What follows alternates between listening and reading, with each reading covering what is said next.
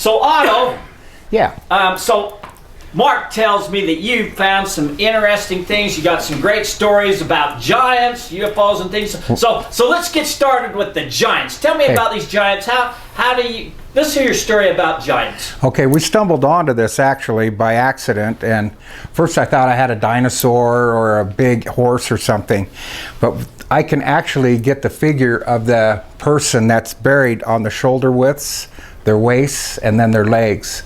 So it is the body shape. So how do you get that? I douse with the rods, and when they cross and open, when they cross and then open, I know that's the width or the length of the body.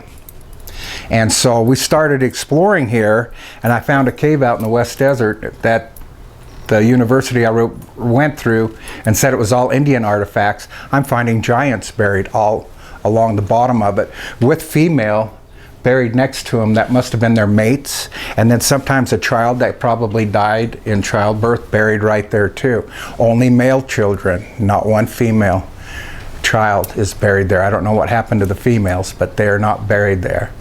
And this cave, I actually got a bone right there that I found that's petrified from the cave that I can hold up and show. And there's many more where this is, if you can see that. Here, bring it up.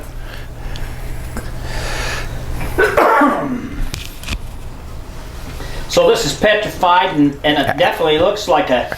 And it's a male, and it's a male. A douse is male. I can gender. A petrified bone, but how do we know it's not dinosaur bone? How do we know? And that's... There are no other dinosaur bones around in that area other than just the giants and the other artifacts I found of that. Nowhere. There's no like seashells or any kind of fish or anything. This is, and you'll see when you're out there, it looks like finger bones and rib bones and everything sticking out of rock. So how did you get into this area? I mean, what took you out to this area, and then you just accidentally discovered that there's I actually went to the Newfoundland Islands, and we found a few giant graves out at Newfoundland. I go, that is crazy. How did they get there when this was all water? You know, because that was all, the pathway was closed. There's giants buried on Newfoundlands, but out here where this is just right on the across from the Newfoundlands, and it's a massive burial ground of the giants and Indians too, buried through there. And that's where the bone pile is by the big cave we found. So it is just a find of a lifetime, I think. What do you think, Kent? I think that's pretty cool. I'd like to go up there and see some of the other stuff. I actually, because I found some fossilized bone that I think are human, not giant or anything, just regular human bones, but old enough that they're fossilized. And I was trying to get into it more, and so I've actually, over a period of time, bought some books that would be used in the university and that in courses and stuff, but really detailed, showing every bone in great detail for a human body and that. But I've got into that kind of thing, but I'd like to go up there and try to compare some of the stuff and that should be able to identify exactly what part of the body the bone comes from, right, and that kind of thing, and for sure that everything's human and all those kinds of things. But that's definitely an interesting piece right there. Yeah, that's why it's here. So I just want to say, man, that's some incredible things that you're saying, that you got graves of giants, and but you're finding it with dowsing. So to prove that, you willing to take us out there to show this what this area is? Yep. And what we have here, and we're going to talk about some other things. We got John, the Tartet guy, man, with ground penetrating radar, LiDAR, all that stuff. So will you take us out there with John and the ground penetrating radar so we can ground penetrate? We are going to do it. See what's there, and if we see something's there, then we'll figure out what we got to do to get a dig permit or do something, and see, man. And if we can find a petrified giant skull or something like that, man, you'll see it here live. Exactly. So anyway, but you're saying some other things, and I don't know if you got some more things to talk about the giants or not. No. Okay, so from that, you were saying some other interesting things, man, which we're going to use John and the ground penetrating radar to check out again. So I'm not a UFO guy, man. I'm a treasure hunter. I like out of place archaeology. But if there's a buried crash site of a UFO, that's out of place archaeology. So that's interesting. And I want you to tell that story. But will you take us with John's ground penetrating radar to there? And if we find something interesting, we're going to see there. And again, if this is real, man, then we're going to. I'm almost 100% positive there's a craft in that ground. Okay, so let's get into the UFO aliens stuff. How you found out about this? What's there, and what do you think's there? What's happened, and then we'll go from there. So we were out searching for the cave, and I come around this corner, and there's this massive trench dug on the hillside of this mountain, and no water, nowhere to wash this out from. It's just been dug for a mile. It's a mile long. So we stopped the truck and kind of checked it out, went back home, Googled Earth our location. I go, wow, there's got to be a crash site. You can just see where it came in, and it started digging in and just moved the whole dirt where it stopped in front of it. When we went back out, I doused it. The craft is 320 feet across and over 400 feet long. It's huge. But then we went out again, and I found the power sources off to the side where the doors have been kicked off. The doors are both the same size, 13 feet wide, 33 feet long. What do you mean kicked off? When they were coming in to crash, they opened something up to get rid of those power sources out of the craft. And the power sources fell off to the other side of it. Okay. And they're exactly 33 feet wide, but they're 42 feet long. Each power source is exactly the same width as the doors, and they're laying up above the doors. And when you walk on the doors, they're so full of energy, and you just feel it coming out of the ground, the energy out of the power sources there. So are these like metal? Are these? Do not know. We need to ground penetrate radar.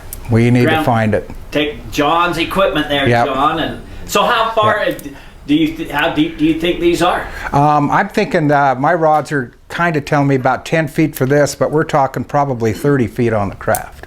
30 feet deep on the craft. So what type of rocks is this? Is soil? Is it clay? No, just sand. Just sand. Sand and rock. So small John, rock. Man, John, I'm gonna put you on the spot here. So there's no clay at all. No. So in that type of a soil condition, will your ground penetrating radar go that? Sand is very good to see through. Yeah. So how deep do you think we can find? On a good day, you can get down to 100 feet. Ooh. With certain antennas. So, and you're saying about 30 feet. Yeah, 30. So Otto, man, we're gonna take you up on this and take some ground penetrating radar out there, and we're gonna check this. And if there's a spacecraft, man, we're gonna video it. We're gonna share it with everybody. So, I was gonna ask John. So with your equipment, can you tell if the ground has been displaced? Oh yeah, you'll be able to see. It looks at different densities, right? Yeah. So if it's been compacted, you'll be able to see that. Okay, cool. Yeah. So, but if that's a wide area, if you're saying, how big did you say this thing 320 is? Feet across, the craft is, and over 400 feet long. So we'd have to go outside of the 300 foot and get a reading with the ground penetrating, see the density, and then go inside of it. And I would think the density would be different on the outer edges versus in the middle. Yeah, you have to get some of the area outside of the craft area, and then the craft so you can see the difference in the density. Yeah. So do you think the craft is buried? Oh yeah, it's dug in. It just went. I think it's been there. I'm thinking probably 40,000 years. Is what I'm thinking. As it's had so much erosion on it, and when you guys are there, it'll just be black and white when you see this. It's so cool.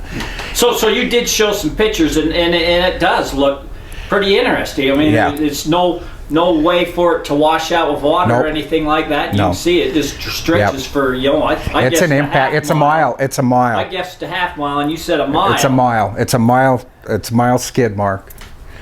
What shape is this ship? I'm thinking it's square up front, and then it comes like a triangle back.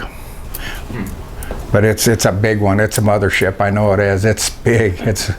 I seen a craft with my own eyes land by me, and that was only like 28 by 28, and this here is like huge, just huge. So So just to say, man, I believe there's something to dowsing, but I'm kind of a little bit of a skeptic because I've really never had anybody prove anything to me. But with John's ground penetrating radar, man, we're gonna, and you willing to take us out there to show us, man, we're gonna on camera, we're gonna fill this and we're gonna prove this. So, but you got some interesting stories. So finish telling something. And you just saying, man, you've seen a crap. Let's hear about this stuff. Yeah, we were up in the Uintas actually with my grandson, and we were up in the wilderness area on the North Slope.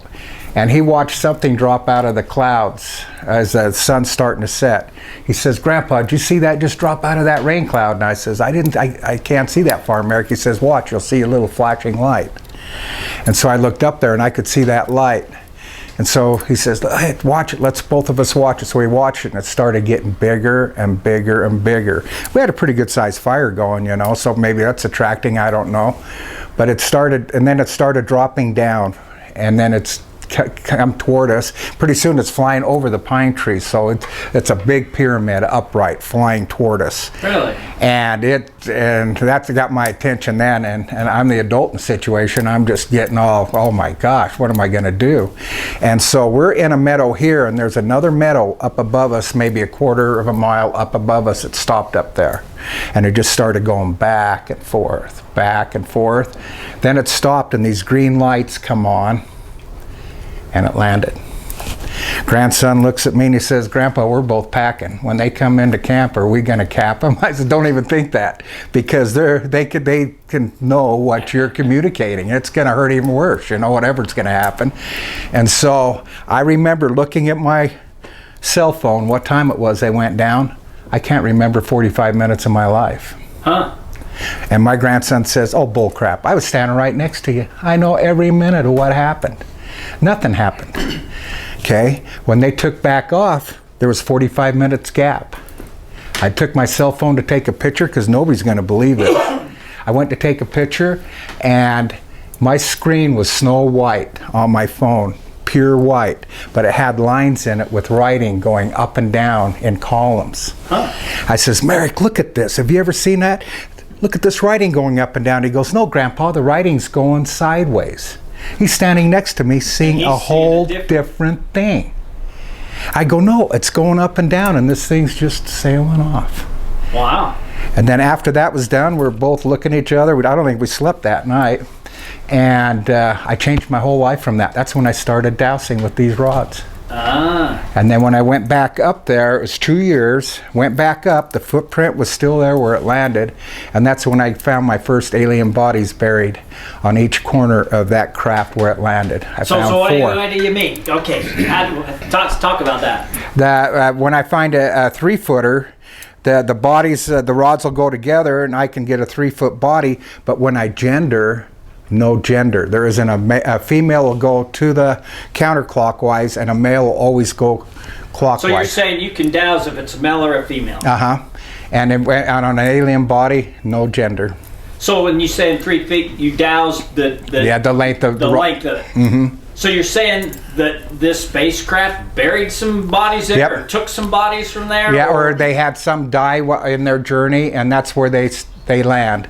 So I'm pretty familiar with North Slope of the Uintas. I spent Brownie Lake. Oh man, I spent a lot of time. Oh boy. Up there. Then So is this off the trail from Brownie Lake on that going Nope. up to? It's the horseshoe turnout. Okay. So, And so here again, man, will you take us there with John's ground penetrating radar? I would love Did you say to. how deep are they? Yep, I do not know on that. I don't dare dig. I don't want to lose my mojo. But to go back on this is, Terry, when we went back 2 years later to the same spot I doused, there's 22 bodies in there. More than what there was before? 4 to start, now we have 22. So you're saying this is an aerial burial ground? That's what I'm thinking. They come back to visit that site. And you talked to somebody. Yep, and I have a customer that comes into my scrapyard, and I told Kip, I says, "Kip, have you ever seen a triangle? You hunt elk up here 4 miles from where I've seen this thing." And he goes, "Oh my gosh, 2 years prior from what you've seen, we had a guy opening day sitting in a meadow, and all of a sudden, early in the morning, this big pyramid comes flying through that meadow, and he picked everything up and got to camp, and he says, 'I'm out of here. I'm not ever coming back up here again.'" So then Kip took it upon himself to ask the old boy that showed him this hunting spot. He says, oh yeah, in the earlier days, that's the norm. We've seen this triangle flying all over up through there. So it's been up there for quite a while. Now, Otto, how many years ago, roughly, when you and your grandson were there? Well, we go almost every year, so it'd probably be about 5 years.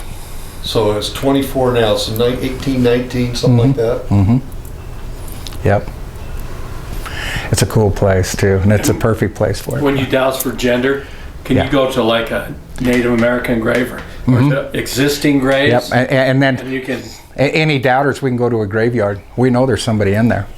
And you can stand in front of the gravestone and I can tell you boy or girl. I'm 100% on that.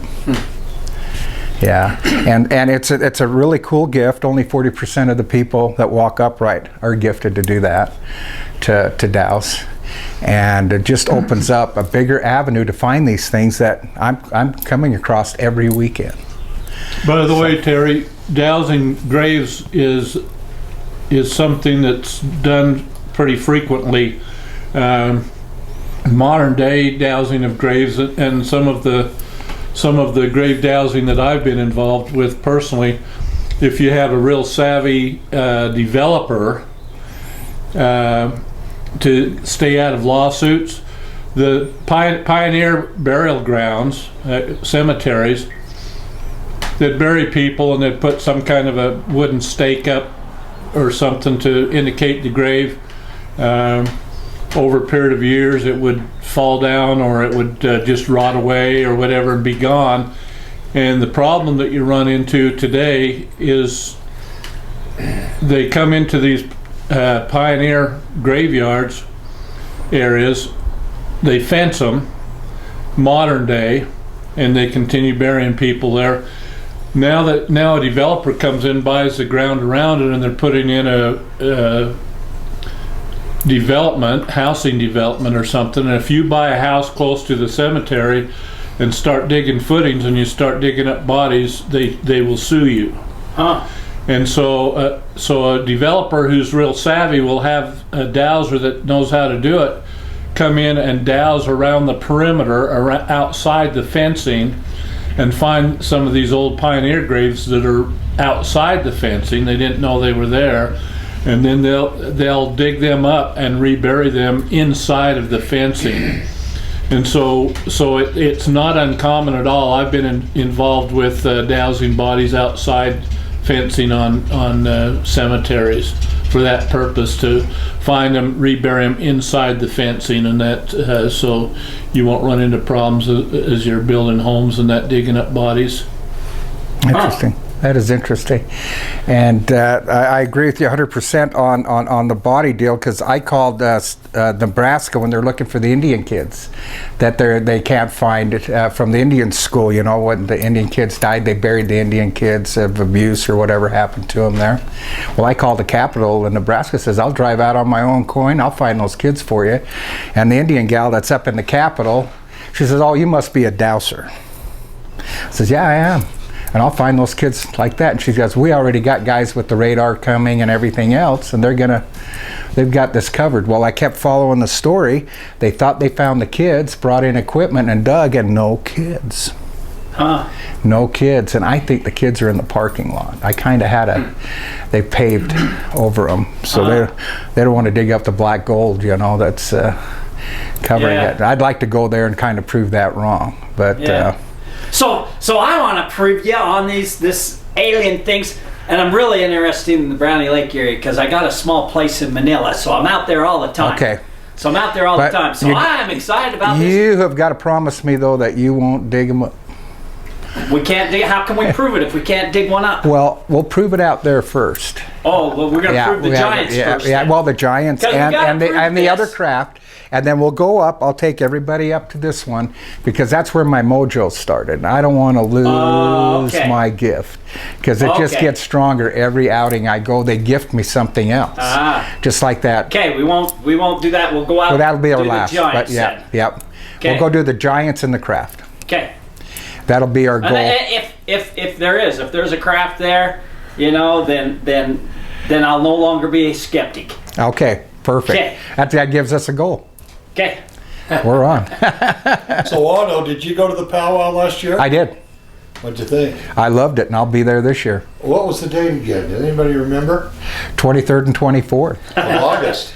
of August. So man, okay, to derail this thing, sorry Otto, man, we're having the Moon Lake Gathering. I call it the Treasure Hunters Rendezvous, but really it's everything, you know, because out there in the Uintas we have everything. We got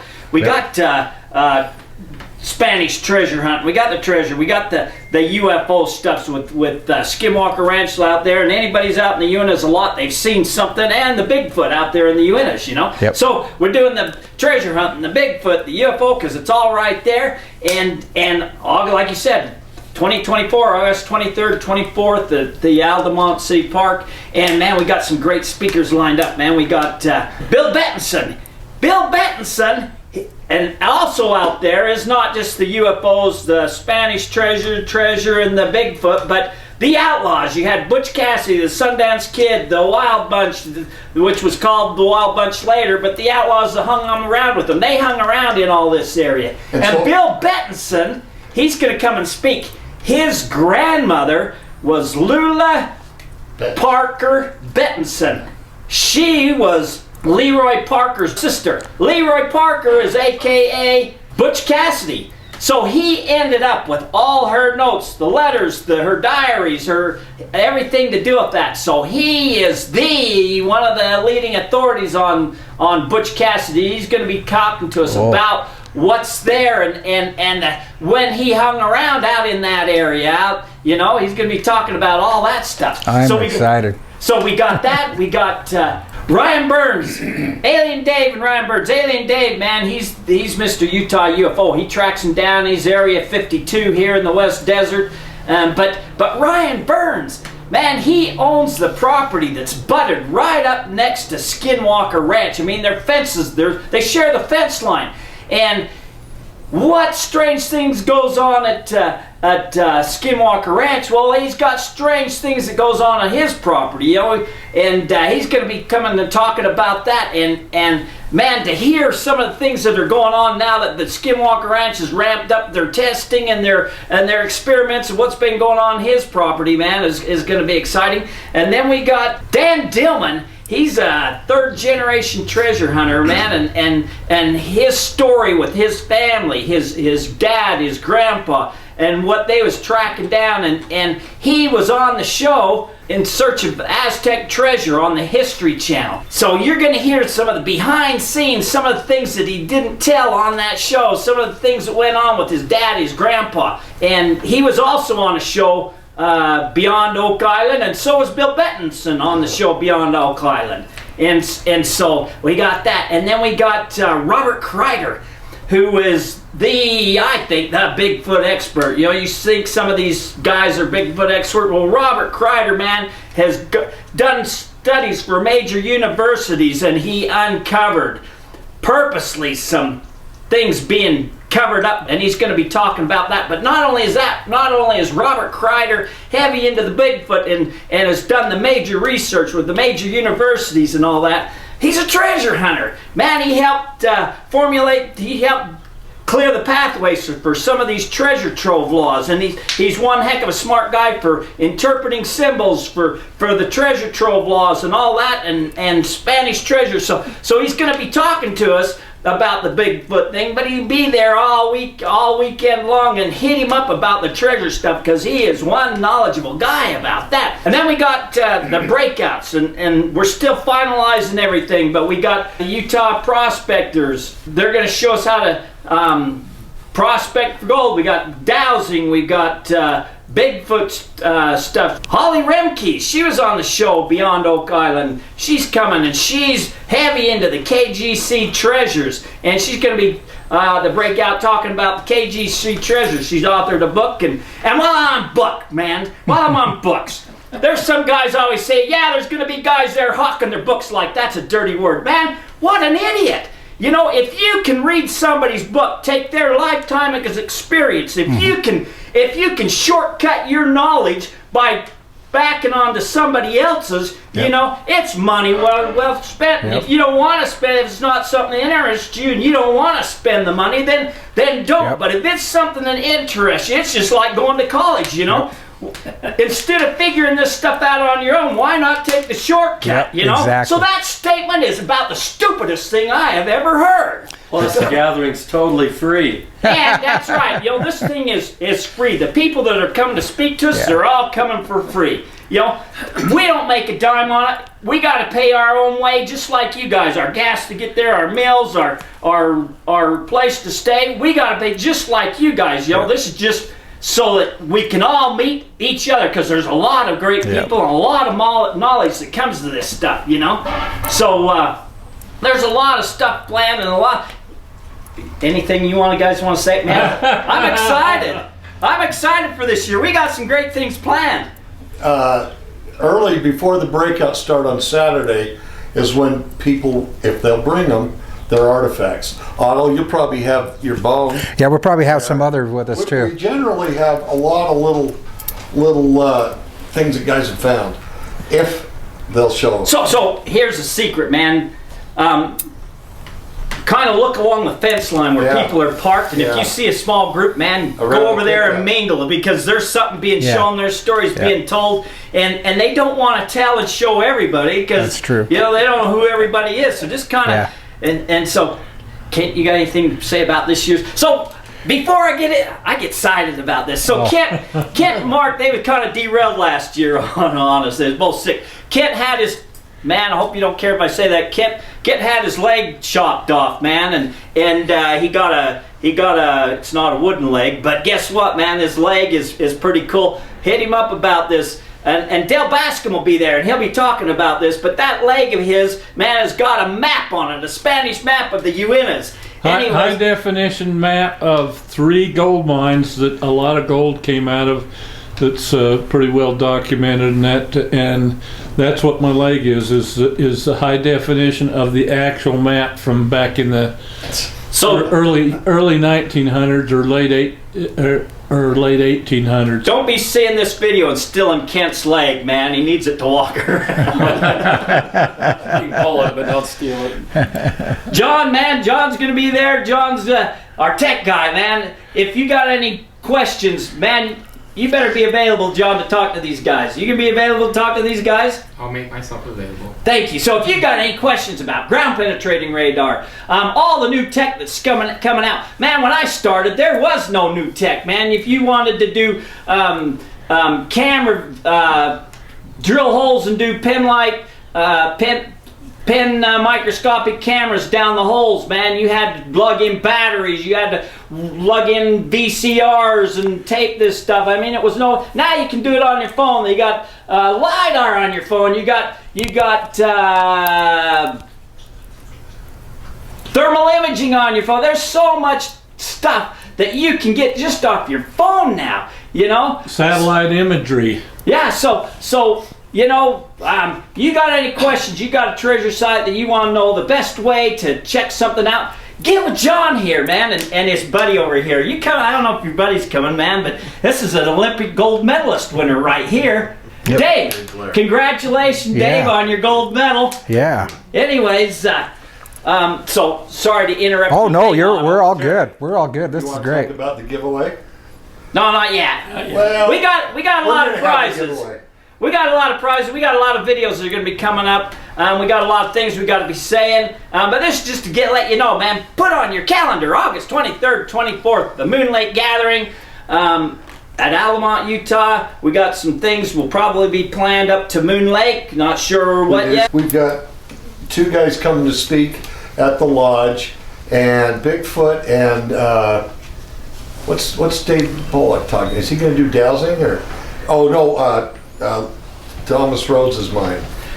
So the Bullock, Dave Bullock, his family was the Bullock mining back. You know, his grandfather, his dad, man, had big mining operations going on, and his dad and grandfather found the Lost Roads mine and got some of the gold out of it, and then some mysterious things happened, and that's what he's going to talk about. That's what he's going to talk about. So. Anyways, you got anything to say about the Moon Lake Gathering, Kent? How about you, Sally? Just that there's nothing like it. You've got to buy tickets to go to any of these other things. You've got to buy tickets to go, those kinds of things. It's already been mentioned on this, but this is free. We've been doing it for how many years? 25 years now. 25? Something like Wow. 25 years impressive. we've been doing these, and we've had some fabulous stories and things shown to us at these powwows that you're not going to get anywhere else. It doesn't matter where you go. You're going to hear things here, and you're going to see things at our powwows, things that you won't see anywhere else. We've had Make-A-Wish Foundation's been involved with this. People last wish before they die want to come to our powwow. Oh yeah. And that Yeah. I mean, we're might mention that we've grown from our first one had was it 4 people? 4, yeah. 4 people drinking Kool-Aid and eating cookies sitting in Mark's kitchen for our first one. Last year was 740 people we've grown to, and free. It's been free all those years. So And, We and, do like donations. and from all over the country, all over the world. We had people from different countries come, but all over. You'd think a lot of them were from Utah. They weren't. The majority of them were out of state. Yeah. I was surprised. So yeah, so this is free to you guys. It's not free to us. We got costs incurred, but every year people have donated enough that's helped cover the costs, and we don't pocket any of that. What's we got left over goes to help pay for the next year, So we appreciate those donations. Boy. But if you can't donate, come anyway. Come and meet the people. It's free to you and me, The only thing it's going to cost you is your gas, your camping, your food, and all that, and it costs us just the exact same. We don't get anything special out of this. We don't make a dime out of this. We just want to meet everybody. There. Well, you get to meet people like Otto. Mark's told me a couple of stories, but the thing is, and you and I are the same way, you get to meet great people, and some people have very, very interesting stories. And appreciate you're that. 100% right, man. The real treasure is the people you get to meet, the stories you get to hear, and hopefully some of the artifacts and that you get to see that you would have never, ever heard or seen or met anyplace else. Yep. That's right.